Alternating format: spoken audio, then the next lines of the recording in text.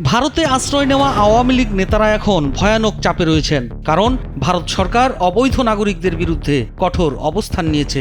ইতিমধ্যে অনেক বাংলাদেশিকে আটক করে পুশব্যাক করা হয়েছে।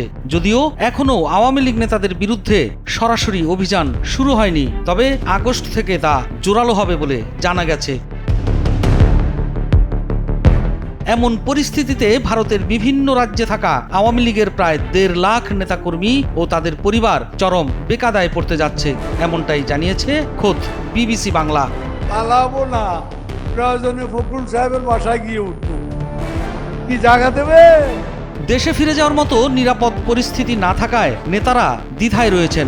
ভারতের আইন শৃঙ্খলা বাহিনী সবাইকে ভারত ছাড়ার পরামর্শ দিয়েছে এবং অন্য দেশে আশ্রয় নিতে বলেছে। এরই মধ্যে আওয়ামী লীগের সব ধরনের রাজনৈতিক কার্যক্রম বাংলাদেশে নিষিদ্ধ ঘোষণা করেছে অন্তর্বর্তী সরকার, যা তাদের দেশে ফেরাকে আরও অনিশ্চিত করে তুলেছে। শেখ হাসিনাও ভারতীয় সরকারের চাপের মুখে নেতাদের দেশে ফেরার নির্দেশ দিয়েছেন, কিন্তু তাতে নেতাদের দুশ্চিন্তা আরও বেড়েছে। ভারতের নতুন অনুপ্রবেশ আইন অনুযায়ী নাগরিক নয় এমন কাউকে দেশটিতে থাকতে দেওয়া হবে না। ফলে ভারতের অবস্থান এখন আশ্রিত আওয়ামী লীগ নেতাদের জন্য বড় সংকট হয়ে দাঁড়িয়েছে। জানা গেছে, নিরাপদ আশ্রয় খুঁজে নিতে ভারতের আইন শৃঙ্খলা রক্ষাকারী বাহিনীর সদস্যরা আওয়ামী লীগ নেতাকর্মীদের আরও ২-৩ মাস সময় দিতে চায়। আগামী আগস্টে ভারত সরকার গ্রেপ্তার অভিযান আরও বাড়াবে। দেশটির সরকার পলাতক আওয়ামী লীগ নেতাদের ভারত ছাড়ার চাপ দিচ্ছে। পশ্চিমবঙ্গ, ত্রিপুরা, অরুণাচল, মেঘালয় সহ ভারতের আরও কয়েকটি রাজ্যে ক্ষমতাচ্যুত আওয়ামী লীগের লক্ষাধিক নেতা আশ্রয় নিয়েছেন।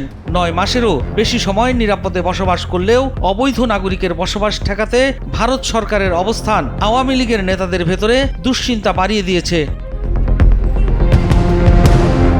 ভারতে আশ্রয় নেওয়া আওয়ামী লীগের একাধিক কেন্দ্রীয় নেতার বরাতে জানা গেছে, দেশে ফেরার মতো পরিস্থিতি তাদের এখনো সৃষ্টি হয়নি, জীবনের ঝুঁকি কাটেনি। ফলে ভারত ছাড়া তাদের জন্য বেশ বিপদের। এরই মধ্যে প্রায় ৫০ জন বড় নেতা ভারত ছেড়ে আমেরিকা, ইউরোপে চলে গেছেন। বাকিরাও চেষ্টা করছেন পশ্চিমা কোনো দেশে পাড়ি জমানোর, তবে ফেরার সাহস দেখাতে পারছেন না নেতারা। জানা গেছে, আওয়ামী লীগের কেন্দ্রীয় দলীয় সংসদ সদস্য, মন্ত্রী, প্রতিমন্ত্রী, সহযোগী সংগঠন ও জেলা উপজেলার বিভিন্ন পর্যায়ের মিলিয়ে প্রায় ১,৪৩,০০০ নেতা ভারতের বিভিন্ন রাজ্যে আশ্রয় নিয়েছেন।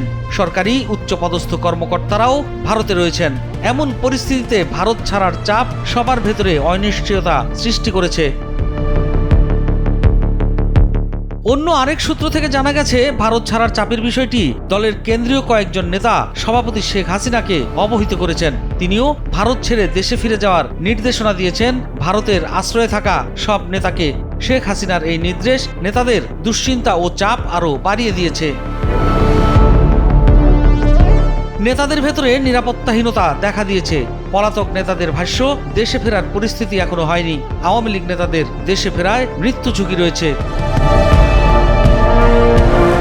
এদিকে বাংলাদেশের অন্যতম প্রাচীন রাজনৈতিক দল আওয়ামী লীগের যাবতীয় কর্মকাণ্ড নিষিদ্ধ করার পর দলটির ভবিষ্যৎ নিয়ে অনিশ্চয়তা আরও বেড়েছে। প্রশ্ন হচ্ছে, এই নিষেধাজ্ঞা কি আওয়ামী লীগের রাজনীতিতে ফেরা আরও কঠিন করে তুলবে? কি হতে পারে দলটির রাজনৈতিক পরিণতি? এসব প্রশ্ন যখন রাজনৈতিক অঙ্গনে আলোচনার কেন্দ্রে রয়েছে, যে প্রক্রিয়ায় আওয়ামী লীগের কর্মকাণ্ড নিষিদ্ধ করা হয়েছে সেই প্রক্রিয়া নিয়েই প্রশ্ন রয়েছে রাজনীতিক ও বিশ্লেষকদের। রাজনৈতিক বিশ্লেষকদের অনেকে মনে করেন, এই নিষেধাজ্ঞার সুযোগ নিয়ে আওয়ামী লীগের নেতাকর্মীদের বিরুদ্ধে করা মামলা ও গ্রেপ্তার অভিযান আরও বাড়ানো হতে পারে। তখন দলটির গোপন তৎপরতার দিকে যাওয়ার সম্ভাবনা থাকবে।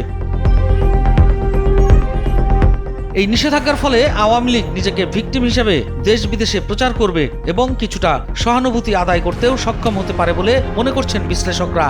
তাদের মতে, নির্বাহী আদেশে নিষেধাজ্ঞার বিষয়টিকে তারা আন্তর্জাতিক অঙ্গনে সহানুভূতি আদায়ে কাজে লাগানোর সুযোগ পাবে।